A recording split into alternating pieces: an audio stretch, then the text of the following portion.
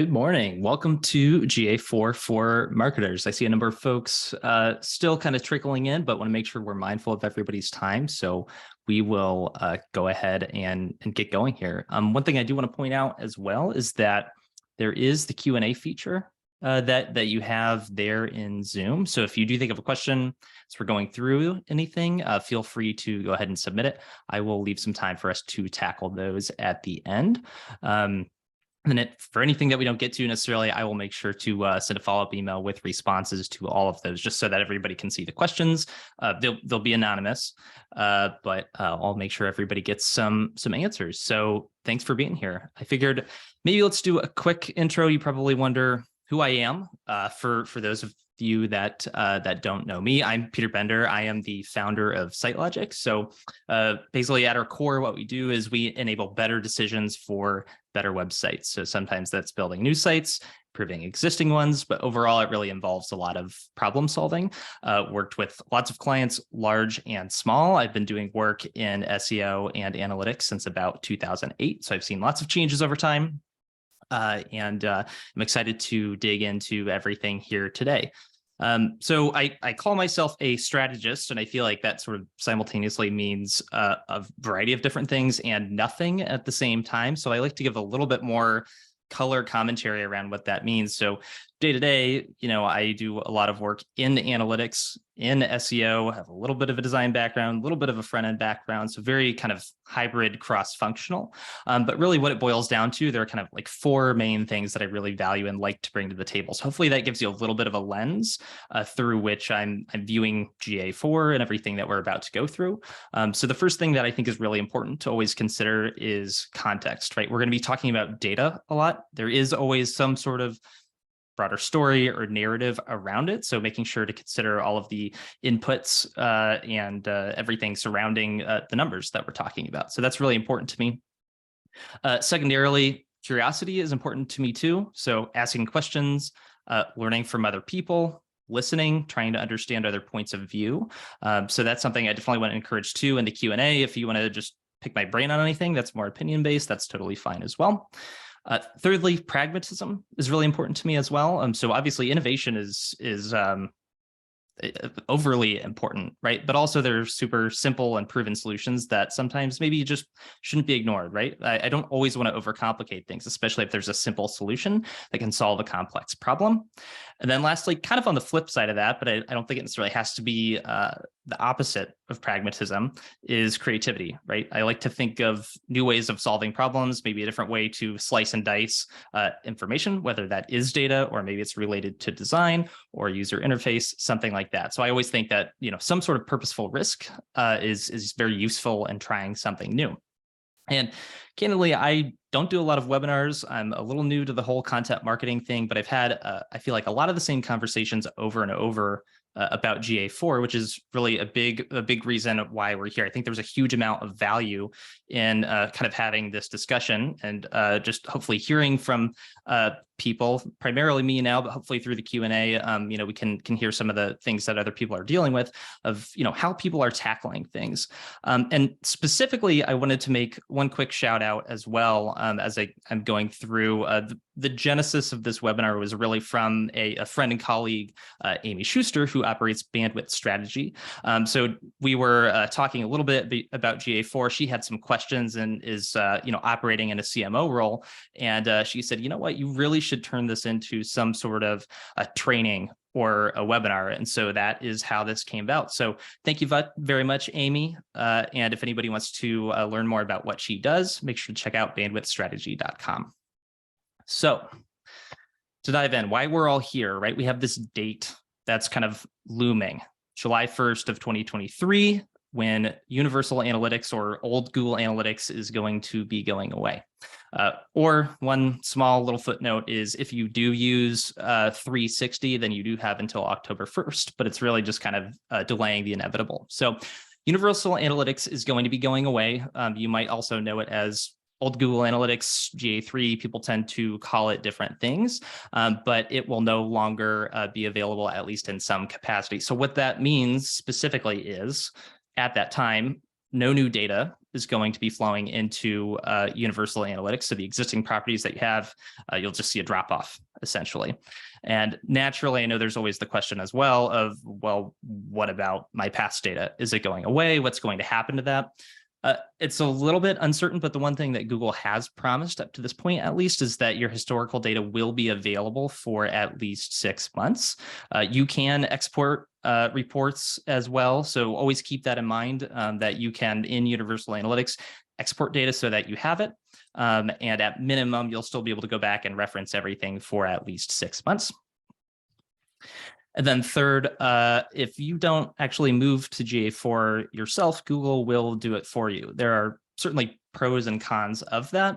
They do have the ability to use the existing tracking code that's in place to deploy it. However, you may lack some of the customization that's available if you are actually setting it up fully yourself. So we'll look at a little bit of that hands-on a little bit later. And obviously, this move to GA4 is being met with lots of mixed emotions. I'm sure a lot of you maybe don't necessarily want to be here to be talking about GA4. We're kind of forced into this situation. But hopefully, after we go through everything today, you see that there are some benefits and really things that we can take advantage of. So if we're in this situation, right, let's make the most of it and see what we can do with GA4. So a little bit of background. Now let's jump forward and try to understand a little bit more about the why behind the what, because I think, again, context, I think that's really important for understanding how to actually use Google Analytics for, because there are some features in here that have really come about, obviously, very purposefully in Google's product roadmap. And if we take a look back at kind of the history of Google Analytics, back in 2005, they acquired a technology called Urchin. Now, Urchin may sound vaguely familiar, especially to those of you who use UTM parameters. Urchin is the U in Urchin tracking module.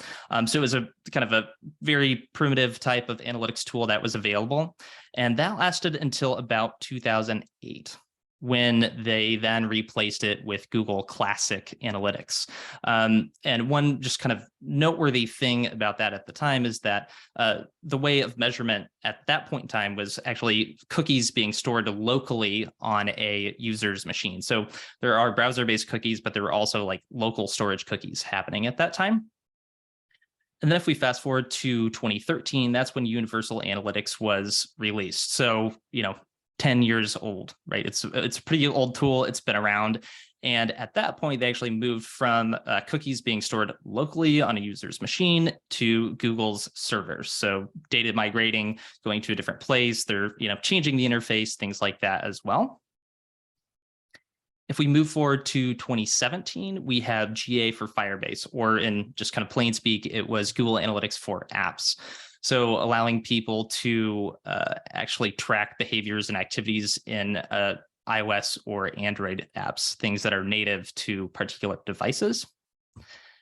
And then in 2019, there was a beta version, basically, of app and website properties, which really is the precursor to what we have today as GA4, which was released in 2020.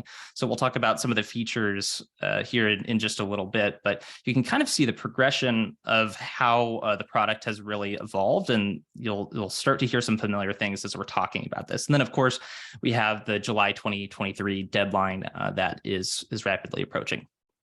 Now, I always like to see also what does Google have to say about this? And if you look at different articles, pieces of documentation, you might see different things. This is a specific quote from them, from their director of product management, and there are kind of three things that stand out in this longer quote.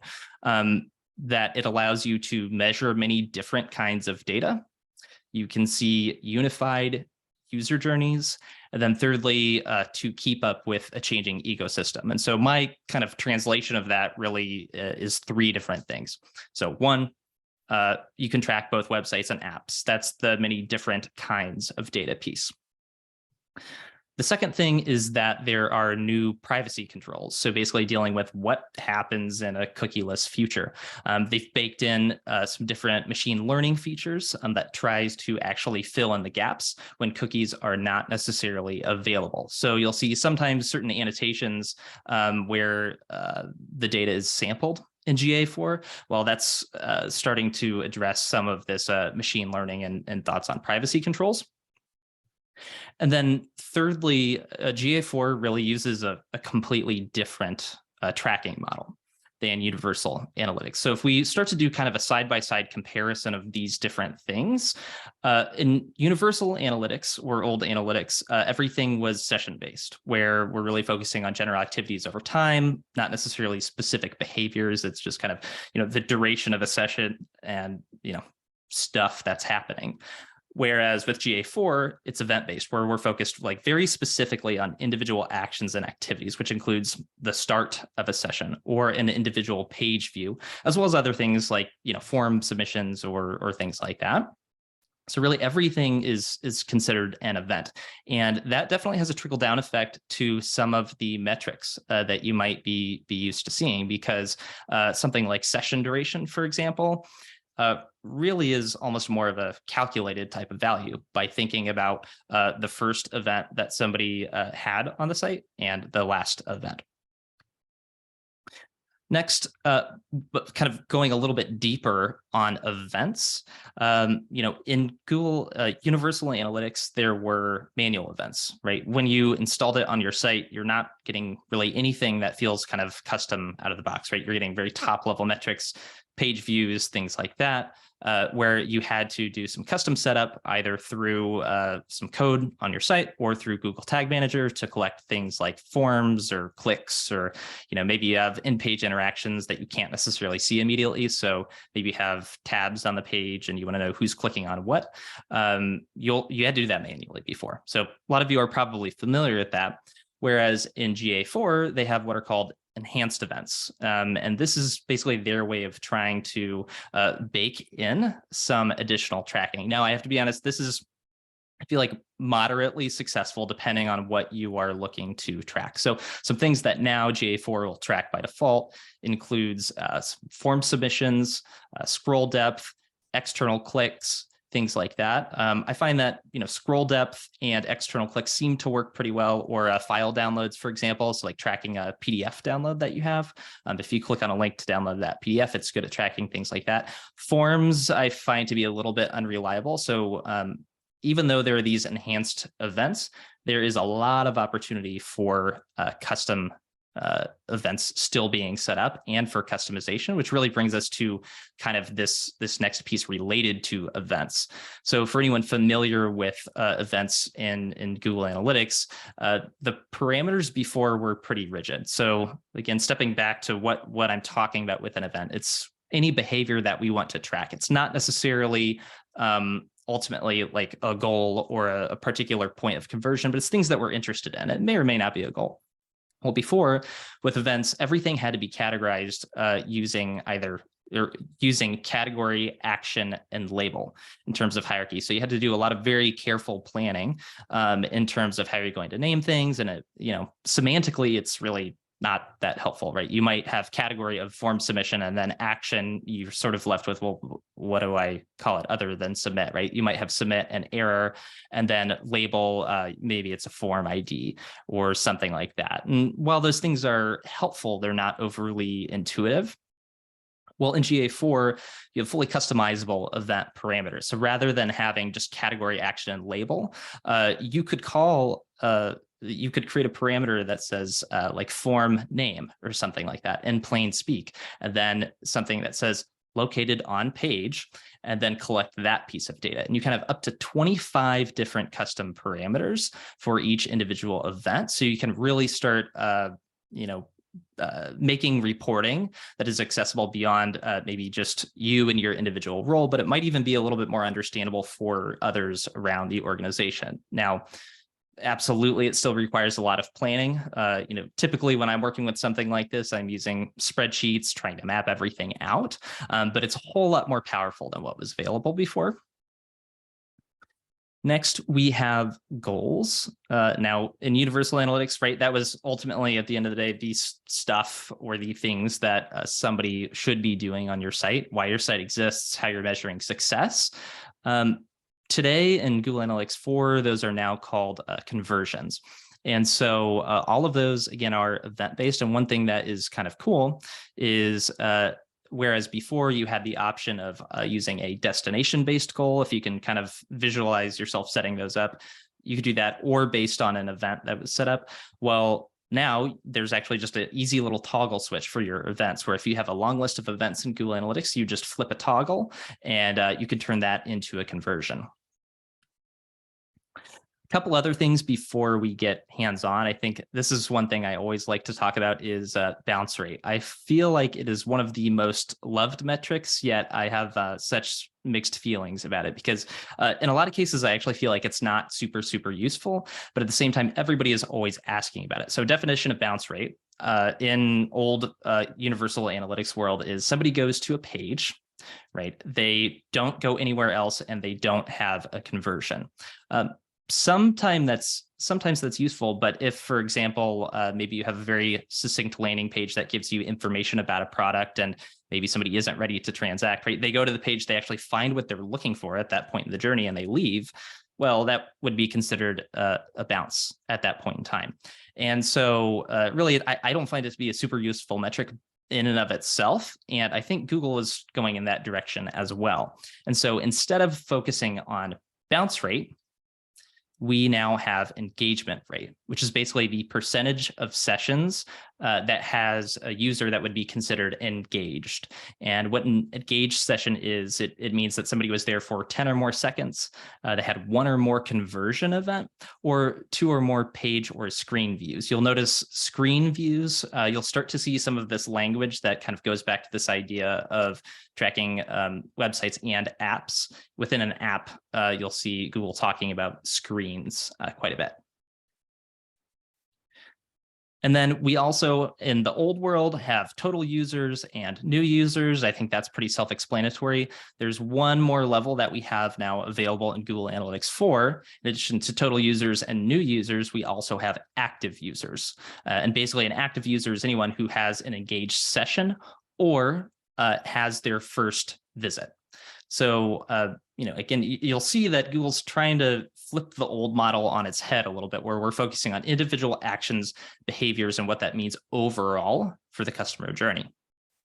So with that, I'm actually going to jump in a little bit hands-on here, and I've tried to prepare at least a little bit of an outline for myself. But I'm going to go through a couple of the important areas that I think would be useful for you in navigating through GA4, because I admit it feels super weird if you're not used to it. And I've talked to so many different people who just are avoiding it, right? So if you're in that boat, you absolutely are not alone. I would say almost everybody I've talked to is avoiding it. And most people just have seemed to want to avoid that. Great. I see a couple questions flowing in too. I will make sure I tackle those at the end here. This is great. Thank you so much. All right, so let's dive right in and just look at a little bit of the overview. You're already going to start seeing some of the new things that we've been talking about, where we're seeing conversions rather than goals or things like that. So where I am currently, just to orient you, is in the Home tab. So this is really what you see just immediately when you log in. Obviously, it looks different, but a couple different things that I want to call out here would be, Google is trying to start personalizing some things for you a little bit more. So based on things that you are looking at in Google Analytics, it's going to bring you back to those things. So you'll see we have recently accessed. At the top, you'll see there's a lot of emphasis as well on real-time data, which if you click into that, it is actually pretty cool to look at this. This could be a useful tool for you if you're running some sort of live campaign, right? And you're curious about what things are happening at a specific point in time. The data visualization, of course, looks a little bit nicer than maybe we had in Universal Analytics as well. There are also some suggested reports down below that you can start clicking into. Then you're going to see that there are these insights that Google has now. Now, I know I talked about machine learning before and Google trying to make recommendations. This is a little bit of a peek at what they're trying to do with that. You can also click over here into this insights area and start to see some other things that Google is recommending you take a look at. So they're trying to be a little bit maybe more narrative in some of what they're reporting. And so you'll start to see some of that automatically popping up as you are in the account. So those are a couple things that you will encounter immediately. Where I have found myself spending a lot of time would be in the reports area. I will talk a little bit about explore and configuration later, but if you're looking for kind of the out of the box reports or things that Google is automatically going to be giving you, this is typically where you would be spending your time. And immediately you're going to see we have this average engagement time metric here. So you can see how that changes over time and start to see really how users are behaving in that way. A couple things that are similar to what you may be more familiar with would be the date range change up here. Of course, the UI is a little bit different, but they do give you your predefined date ranges, and you can go into custom date ranges. You can still compare it with previous periods, so all of that remains intact. And then additionally, we do have this idea of a comparison, which is probably most closely related to how they used to display segments. So if you recall in Universal Analytics, you would go in, you could choose segments if you wanted. You can go in and add a comparison here, or really this is the same thing that you have here. So if I wanted to know what is the average engagement time of all users, perhaps versus a user in a particular city, maybe in New York, and I want to apply it, you'll see that it's going to go ahead and put all that in here. So obviously users isn't super helpful, but once you start to look at average engagement time, you might say, on this day, engagement was a lot higher in New York than on average. I know that we did X activity on that day. Maybe that was part of the cause for it. So I find those comparisons to be pretty helpful. The other thing that I want to point out is that you will start to see sometimes that there are these little kind of warning labels where they talk about thresholding. I quite honestly feel like this is really inconsistent in what I'm seeing in GA4 so far. But basically the idea is that for one reason or another, they've deemed that they can't show absolutely all of the data here. Most of the time when I've seen this, it's in a really, really narrow time set. So for them, I'm not really sure why they're showing it. It could be because this is a demo account, but this is one of those privacy related things. So basically, they don't want to be displaying any sort of PII or personally identifiable information in here, even if it might be implied. So for example, say you want to look at a slice of data for a particular day, and maybe you're going in and looking at geography, and you see that there is one person from a very small town or specific location, in the middle of the country. Well, you might be able to actually guess who that person is. And so at that point, Google starts to apply thresholding. So that's a more common scenario for it. Again, I find it a little bit inconsistent in here. The other thing that I find that you might see is if you are looking at data specifically for the same day, it actually doesn't work very well. There seem to be some latency issues right now. So while we do see real-time data, sometimes if you're looking at the data for the exact same day, you might be seeing some empty things. So as annoying and frustrating as it is, you sometimes just have to give it 24 hours and it'll start to show up. So that's kind of this report snapshot. Again, you'll start to see some really high-level things available to you in here. Where I think you'll probably be spending a lot of your time would be in acquisition, right? So acquisition, we're thinking about how did people actually get to the site, right? What's the source? What's the medium? What's the default channel grouping? And so at this top level, this is primarily where you have that default channel grouping view. You just want like a quick snapshot of something. And then you'll also see below that there is user acquisition and traffic acquisition. So user acquisition is really focused on like the entirety of a life cycle of a user, right? How did you originally acquire an individual user? And then traffic acquisition is specifically to an individual session. So overall, depending on what you're most interested in knowing or reporting on is how you would just kind of decide on where you want to spend time. As we dig in a little bit deeper, let's go ahead and just look at traffic acquisition specifically.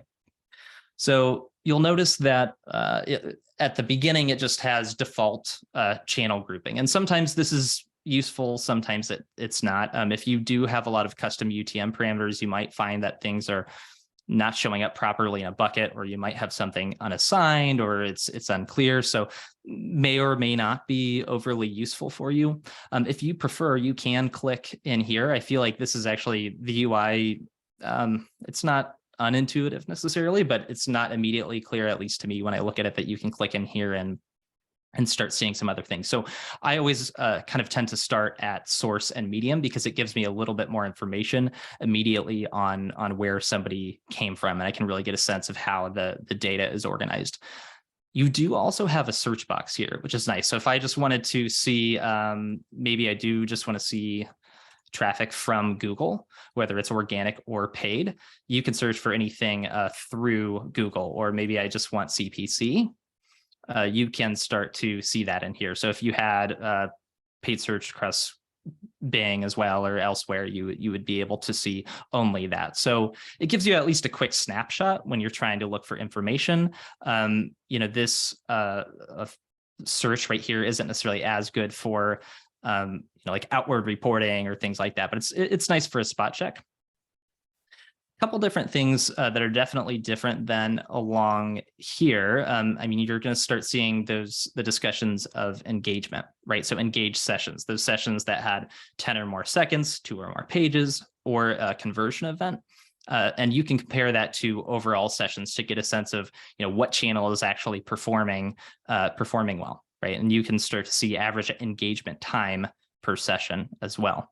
Engagement rate. So engagement rate, number of sessions that would be considered engaged. So if I look at this automatically, I can see that CPC has a higher engagement rate than organic, which is funny and not something I don't think I would ever see in real life, but it's Google. So of course they want you to spend the ad money. I'm in a demo account also, I should say, right now. So if you ever want to play around with data that's not your own, Google does offer that. So I could find the link at some point to follow up if you're interested. Also, that is pretty cool once you get over to events and conversions. So in the old way of doing things, right, you would have your goals over here. It does have events, but you can already start to look at your different events here and click into these and see maybe what led to like a purchase. If you only want to see purchase events, that is pretty cool. That probably also would be a conversion event, I would guess, but I'm not sure how they have this set up exactly. But you can already start to get that view right here, which is kind of nice that you don't have to leave the screen. And then, of course, this is an e-commerce example, but if you have an e-commerce site or store, or you have actual transactions that occur on your site, you can see your revenue numbers there. Otherwise, you're probably focusing more on what the actual behaviors are that you want people to do, and then you can assign your own values to that at that point. So that is kind of an overview of traffic acquisition. The other thing that I didn't dive into yet also is this little plus sign right here. So you can actually layer in another dimension here. So if maybe you want to know something about a device and the behavior for each of these different areas, if I want to know maybe what had the highest engagement rate from Google on mobile, you can separate that out. And there are a variety of other dimensions in here that you can use. And so again, when I say dimension, think of something that would go in the column like this. And then when we're talking metrics, it would be things over here that are actually like the numbers that we are talking about. The next area that I think probably would be most useful for you, or where you might find yourself spending the most time, would be in engagement. And there are a couple different levels to this. So this is where kind of this overview report is going to start giving these high level engagement metrics. All of these are new. So again, if you're thinking about comparing new GA4 data to old universal analytics data, this is all just completely new, right? Didn't exist before.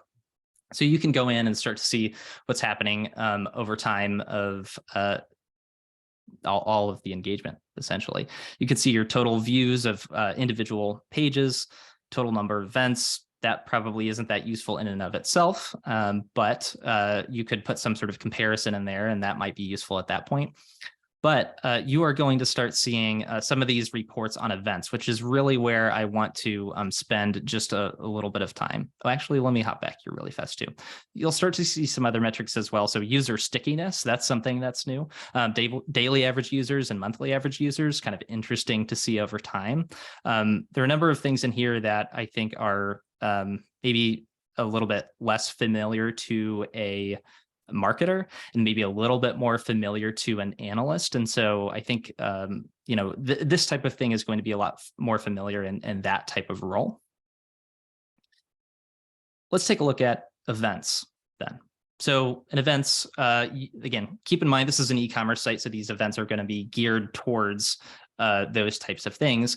But one thing you're going to start to see is that all of these have kind of the same naming convention. And when you see these events, these are a mix of custom and those enhanced or those default events that it's collecting. So even things like a page view is considered an event, which is kind of interesting.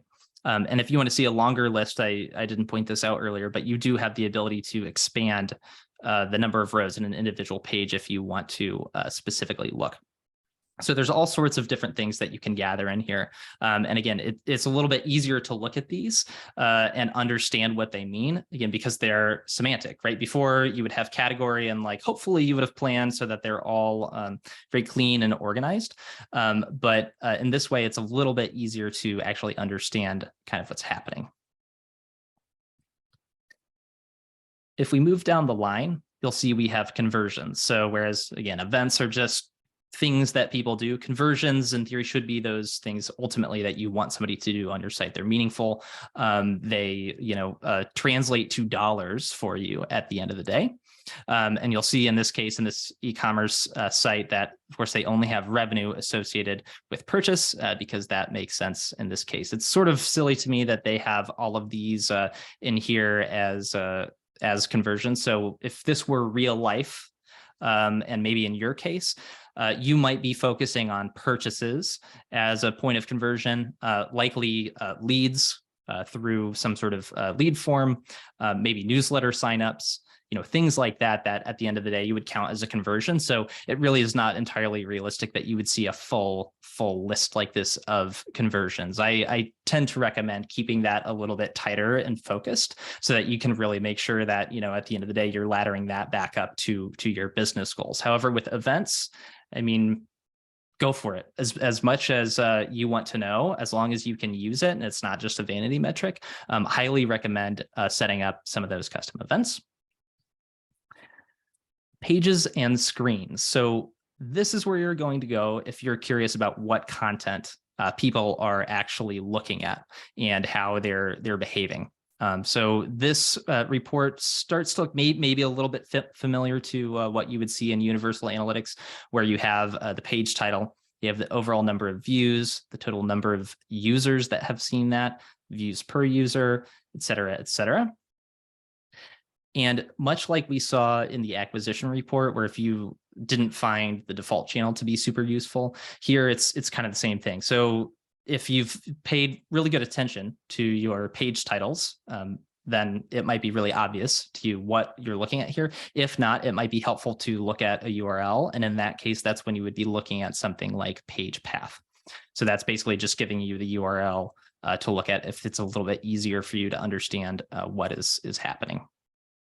And again, keep in mind that you can then start to see this by other different dimensions. So you can slice and dice it in a bunch of different ways. Sometimes when you apply different combinations, if it doesn't make sense, it might not necessarily work. But I find, an easy example would be, it could be geography. Maybe we know by country, like how many views are available here, right? So all of these were in the US, or you could apply something else. So I find all of that to be pretty useful.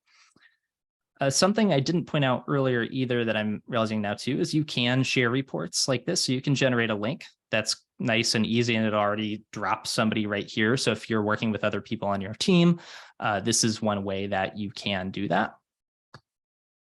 And you'll see that you still have these insights cards that pop up here. And then landing page is very similar to pages, but this is really the entry point to the site, right? So you're evaluating where did people enter the site. You might also want to know their device. This is where you would start, layering in some of those other custom dimensions that might be useful.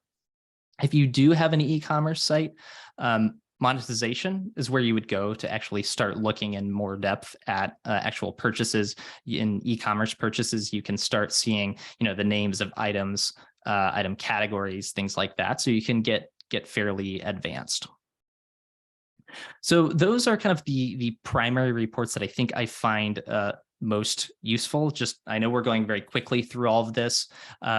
I want to hit on just briefly a couple other kind of semi-custom things that would be worth exploring.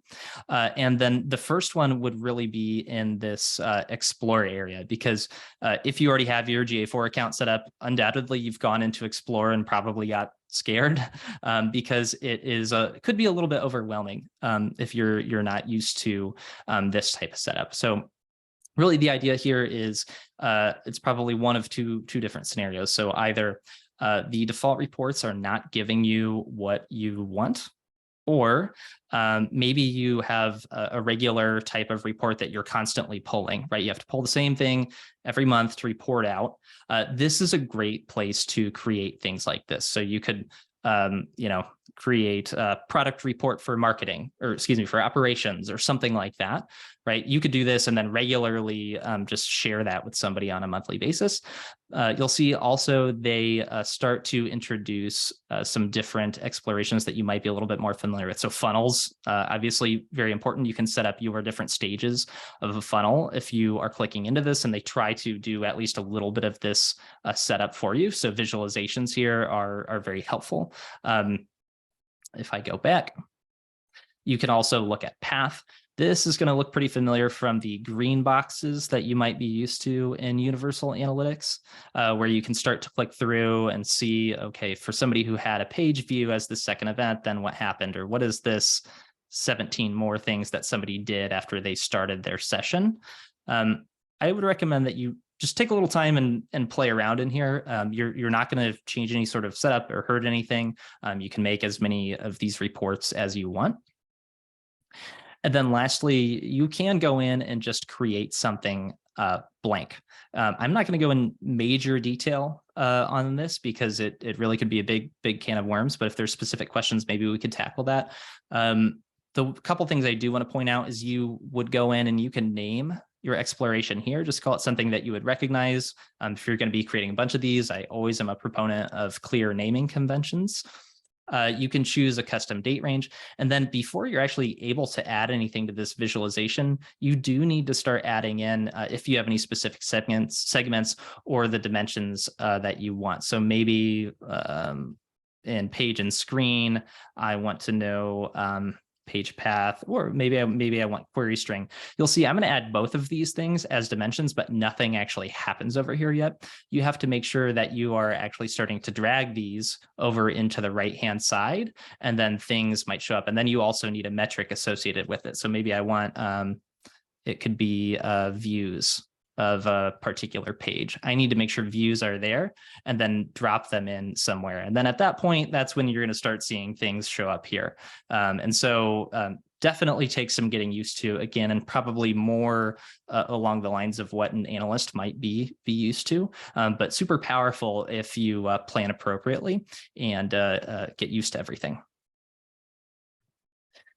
That was one area that I did want to briefly touch on. The other area, in the event that you use Google Tag Manager, there is a configuration to actually set up your property. So this is sort of foundational, right? So you do need to make sure that the proper tracking is set up for your site. You can install GA4 directly in the source code of your site, or you can use Google Tag Manager. I do like Google Tag Manager because it helps you manage your events very clearly. So one example being, I want to show really quick hands-on what we might do if we are trying to set up a new event. You can go in here, select a GA4 event, and then maybe we want to call this something like button click, right? We're curious. We have a lot of different types of buttons. We've realized it's not very consistent, and we want to know which ones are performing the best. Well, you can go in here, and this is where you can add those custom parameters I was talking about. Again, whereas before it was category action label, now I could call it something like button color, and you could choose a particular value. This could be dynamic, or you could set a trigger that would do it just for a specific one, or maybe you want to know button text, and you could have a value there. And so again, this is getting a little bit more advanced, but if you are familiar with event tracking, I just wanted to show how powerful this can be, because this information will then flow into that events section in Google Analytics, and you'll have the ability to actually use these as custom dimensions if you want. So you could then, when you're in engagement and events, you could just pull a button report at this point. You could see event name, button click, and then you could add and layer in button color, and you would immediately see how many times that button color was clicked. So super useful, super powerful. Maybe button clicks aren't that great of an example, but you can kind of extrapolate maybe some uses that you would have. And then the very last area that I want to go to is this configuration. So again, won't go super deep. One thing that some odd UI things is you would think when you click it configure, it would just immediately go to configuration. But for now, we have to go to the admin. I am not a full admin on this test account, so you're not going to see every little thing that you would. But when you click in there, there are a couple things that are useful. You can see your full list of events. So if you go in there, you'll see here are all the different events that are showing up. So if you do set things like this up in Google Tag Manager, they're automatically going to start showing here. And you'll see that in here, you have mark as conversion. Again, not an admin, so I can't click this, but there are these toggle switches where you say, oh, checkout is a conversion, and that's already an event. I would go in and I would click it. You can also see those conversions that are showing in here. So we've gone through a ton of information. I know we have about 16 minutes left here. I would love to jump briefly into the Q&A, so I will take a look at what we have here. Okay, so the first question that I'm seeing is, can you explain total versus new versus active users? It's a great question. So total users being individual people that go to a site during a particular period of time when you have that report. New users would be somebody who hadn't been there before, right? So we're people who are not returning. And then active users are users that basically are engaged, which basically means they have engaged sessions during that time. So anybody who would not be considered an engaged user would not be considered active. So it's sort of funny. I feel like Google maybe should call them engaged users instead of active users. That's probably a better way to think about it. But that really is the difference there. So I like this concept of active users, because rather than just knowing how many eyeballs are on your site, you have a better sense of the eyeballs who could actually help your business make you money. Right. So active users is certainly something new. You might have to get a little bit used to reporting on that, right? If maybe you're running reports for other people on your team and you're used to just sharing total users, it's definitely a little bit of a shift in mindset. And people might wonder, oh, why is it lower, or something along those lines. All right, let's see. Engage session. There were 3 triggers at 10 plus seconds. Were they or triggers or and triggers? I'm not fully following it, so I'm going to mark that as a follow-up. I see that. Hey, Dustin, I'll make sure I follow up with you on that. There is a question on, can you set up new default channel groupings like you can in UA? Yes, you can do that. So there's a ton of customization that you can do. So you can set up new groupings. That stuff like that occurs in that admin area. There's a ton of stuff that's in here. There are lots of different custom dimensions that you could, definitions that you could set up. You can change data collection settings. So there's a ton that you can do there. I will definitely take that as a follow-up and see if I can have a specific resource for you on how to do that. I should note also, with all these questions, I'll make sure I'll type up some answers so that you can all have written answers to these as well. There is a question on how Google defines stickiness and user stickiness. Stickiness is referring to active users. So we're back to that active users concept, or engaged users. And they're defining it, the metric would be either daily active users or monthly active users. So it's really specifically related to users' behavior over time, whether it is, they're very engaged on a particular like daily basis or monthly. And then there's another question related to user stickiness. Just if it would be a good way to know if Google made a significant change to the algorithm impacting SEO for your site. That's an interesting question. I think that would be maybe one way to know. Daily active users or monthly active users, it wouldn't just apply to organic search though. So if you were to do something like that, I would look at the user stickiness metric and then maybe apply a filter to the data, or look at a segment for users that are specifically coming from organic search. And then if you saw a huge change there, then you might have an indicator as to whether that an algorithm change really made a difference or not. Typically, where I would be going to try to understand something like that would be Google Search Console, which I know we're not fully talking about in here, but that would probably be my other go-to. That is the end of the official questions that I have here. There are a couple other things I thought about in the middle of this that I don't have slides for that I want to touch on briefly. One of which is Google Data Studio, or Looker Studio, as it's called nowadays. Some of you may use that as well. If you're not familiar with it, it's Google's data visualization tool. And they recently changed the name of it a couple months back to Looker Studio. So that is still a super useful tool. Now you'll see that there is definitely some, I didn't go into advertising. I didn't mean to do that. Let me show you that really fast, just since I accidentally clicked in there. You'll see that what we start seeing in here is kind of similar card conventions to what we had in all of the other reports, but focused on advertising, and you can start to see performance by channel at that point. But back to Data Studio, you'll see that there is a little bit of overlap with the explorations that you have here. So really, you kind of have to decide what is most useful for your team, and the types of reports that you want, right? So I feel like this interface still is really not overly friendly for anybody who is not in some sort of analyst or BI or marketing type role.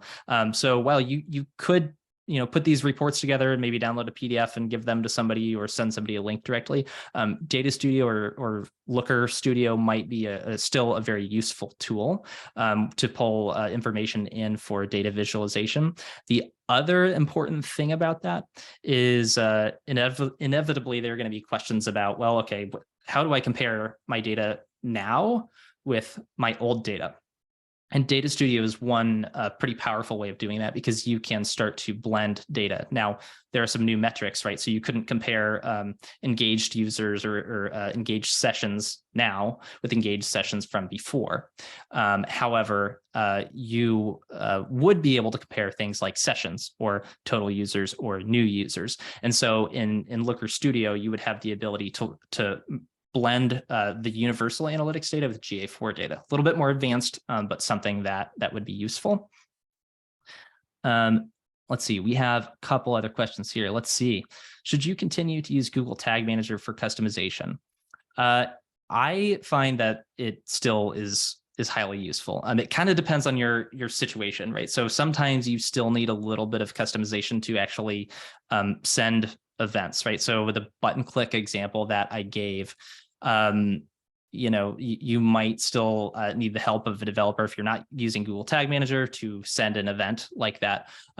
Now, I will say that in here, they're trying to kind of like bake everything into GA4. So I don't know if that would necessarily change in the future, but I typically am still working with clients and using Google Tag Manager just because of the flexibility and power of it, and the ability to have everything kind of consolidated in one place. So in addition to event tracking, you could use it to fire other pixels or things like that.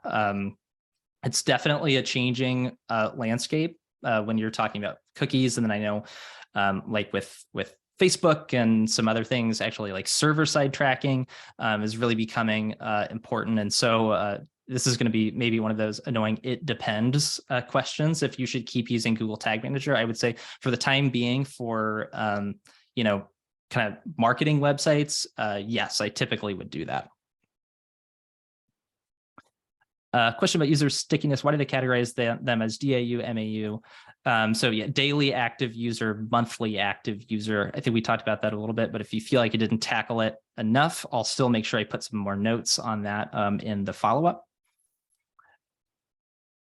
And Elaine just answered. Perfect. Okay, specifically for conversions. Got it. Yep. So Google Tag Manager, sorry, you can't see the questions. I'll read the question. So the question was, yeah, should you continue to use Google Tag Manager for customization and specifically for tracking conversions? Generally speaking, I would still say yes.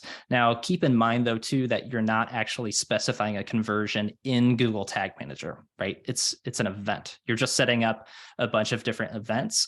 And once those are flowing into GA4, you just click a little toggle and it'll turn those into events.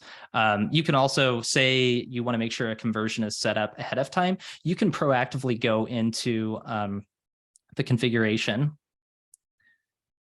in your events, and you can create an event at this point. So it's not going to show me the same exact view as if I was an admin, but I could go in here and I could say, if I wanted button click and I don't have any button clicks on my site yet, I can still define it and make sure that it shows up in there. And then if it was a conversion, which I never recommend conversions being button clicks, but just for the sake of the example, you could go in and mark it as a conversion. Perfect. I think that's most of the questions here. Two other things I want to tackle, and then hopefully I'll let you all go with a couple minutes to spare in case of any other meetings or anything.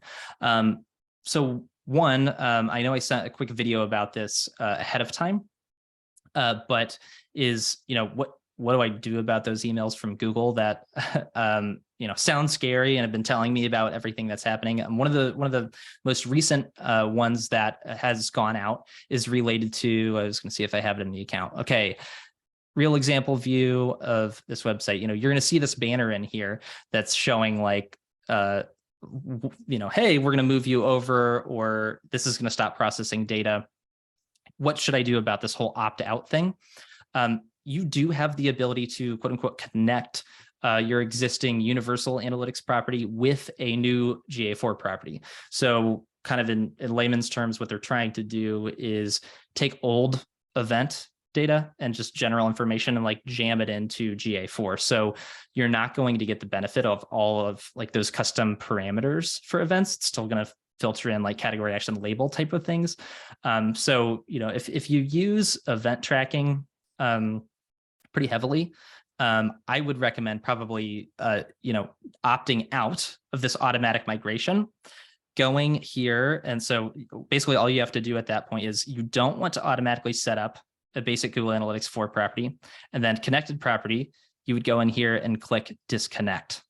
And then you can do things manually. So if you are in a situation where you feel pretty confident in setting up event tracking, you have some custom things going on, you have been planning for the change, I would opt out, disconnect, create your fresh property, and really use this as an opportunity to kind of reset, get rid of all the extra noise in your analytics account that's been around for 10 years, right? And start fresh. Now, if you have a fairly basic setup, there's not a lot advanced that you're tracking, it would be okay to kind of let Google do that. It just, again, it depends on your exact scenario. So I did want to make sure I addressed that. And then the last thing would be exporting data. You can do data exports from Universal Analytics. So if you are in there, this is a Universal Analytics property, right? Yep. If I go into a report,